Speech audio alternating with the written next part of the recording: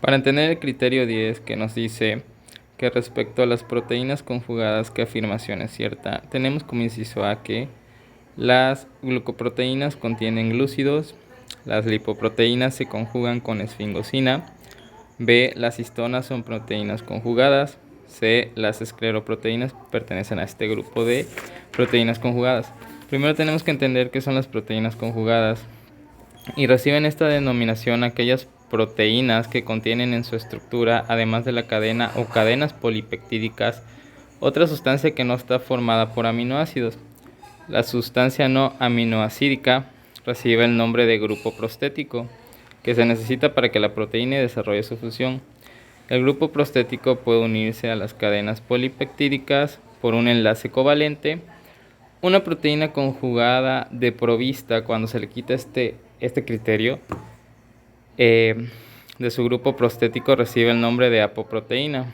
Las proteínas conjugadas se agrupan para su estudio principalmente según la naturaleza de su grupo prostético. Es decir, tenemos la cadena polipeptídica de proteínas, pero unido a esto va a estar el grupo prostético que va a determinar exactamente qué tipo de proteína conjugada se trata. Por ejemplo, tenemos la clasificación de glicoproteínas, que son hidratos de carbono unidos covalentemente a algún aminoácido, ¿no? Como ejemplo de este tipo de proteínas tenemos el colágeno, las inmunoglobulinas, que es una mezcla del glucano con un componente proteico derivado pues ya de los aminoácidos, o en sí también los anticuerpos, porque los anticuerpos pues sabemos que son la barrera de defensa que tiene nuestro organismo, pero las inmunoglobulinas también actúan en el proceso de defensa, sobre todo en el proceso de cicatrización y de reparación de tejidos, al ser este tipo de proteínas, glucoproteínas específicas para reparar tejidos. Y también tenemos las lipoproteínas, que es un lípido unido no covalentemente a un grupo proteico, excepto cuando son proteínas estructurales, lipoproteínas estructurales de la membrana celular, es decir, que se encuentren en la membrana constituyendo pues la estructura que le forma esa barrera a la célula. Ahí sí puede haber una unión covalente. Entonces, para la primera afirmación que dice que si las glucoproteínas contienen glúcidos, es cierto, las glucoproteínas sí contienen glúcidos, porque es la unión de un carbohidrato y un grupo proteico, por eso es glucoproteína.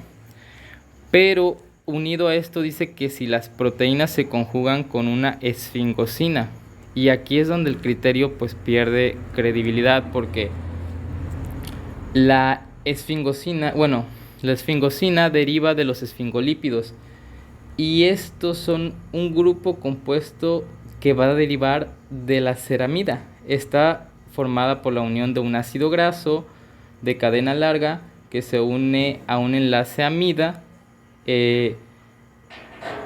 a una esfingosina, y que esto va a formar también de cierta forma la estructura que es un grupo alcohol, que lo consideran aminoalcohol, que tiene un doble enlace.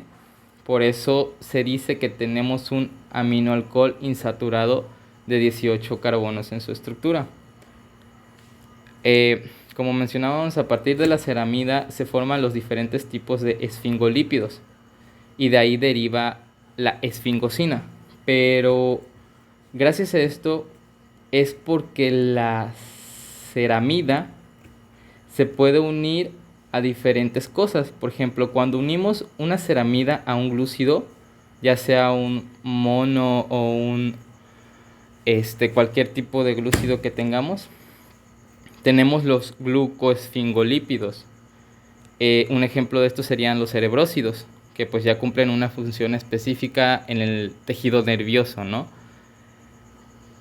Pero aquí es donde pues pierde la credibilidad, porque esto ya estamos hablando de una clasificación de lípidos y no de proteínas. Entonces pues las lipoproteínas no se conjugan con la esfingosina, porque estaríamos dando como resultado que si hablamos de esfingosina nos estamos metiendo a a lípidos, específicamente glucolípidos, como los cerebrósidos, que ya cumplen otros tipos de funciones, ¿no?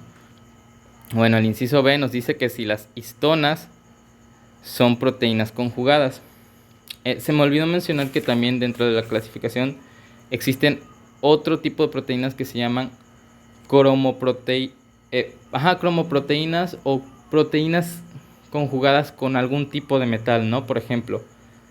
Y las histonas son un tipo de proteína que se encuentra en los cromosomas. Las histonas se unen al ADN, ayudan a dar su forma a los cromosomas y ayudan a controlar la actividad de los genes. Los cromosomas contienen proteínas llamadas histonas que se unen al ADN.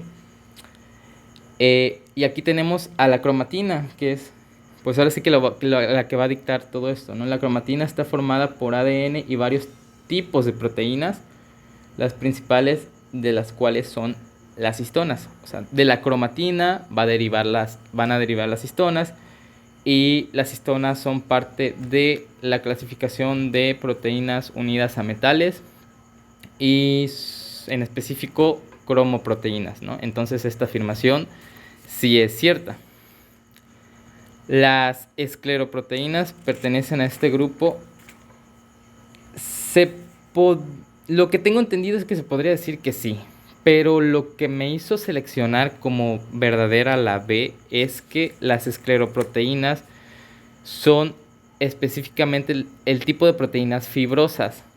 Y hay otro criterio de clasificación que clasifica este tipo de proteínas de acuerdo a su estructura y su forma tridimensional de la molécula. Por ejemplo, las proteínas fibrosas son de una forma alargada, y es por eso que las escleroproteínas, que son las que se derivan de las proteínas fibrosas como el colágeno, la elastina, podrían pertenecer a este tipo de clasificación donde ya es de acuerdo a su estructura y no de acuerdo a sus componentes como proteínas conjugadas, donde tenemos la unión de un grupo amino y el grupo prostético, que puede ser un carbohidrato, un lípido o un metal, para dar una, por ejemplo, cromoproteína.